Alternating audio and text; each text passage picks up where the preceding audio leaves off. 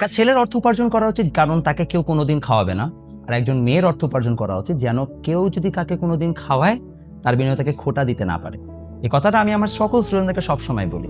আমি অনেক সময় প্রায় শুনি এবং অনেক গার্ডিয়ানের মধ্যে দেখতে পাই যে মেয়েকে তো বিয়ে দিয়ে দিব, আসলে আমার পড়াশোনা করানোর দরকারটা কি?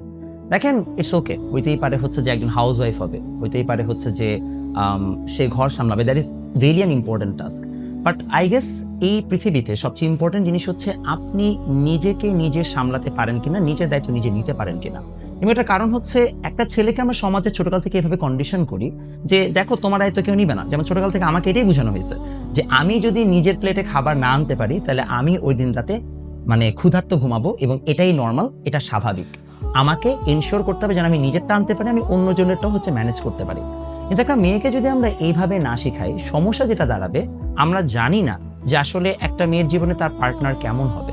এবং যদি তার জামাই ভালো মানুষ না হয়, যদি এমন হয় যে আসলে কোনো একটা কারণে হয়তো বা তার হাজব্যান্ড আর প্রোভাইড করতে পারছে না, কোনো কারণে সিক হয়ে গেছে, সে কি দাঁড়ে দাঁড়িয়ে ঘুরবে?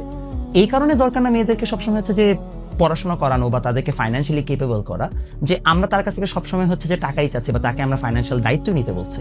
বরং আমরা এই কারণে তাকে বলছি যেন কোনো দিন কোনো মানুষ তাকে এটা বলতে না পারে যে আমি না থাকলে তোমার তো কোনো গতি নাই। এবং এই কথাটা যদি বলে তাহলে ওই মানুষটার উপার্জনে এক বিন্দু পানিও তখন গলা দিয়ে হজম হয় না।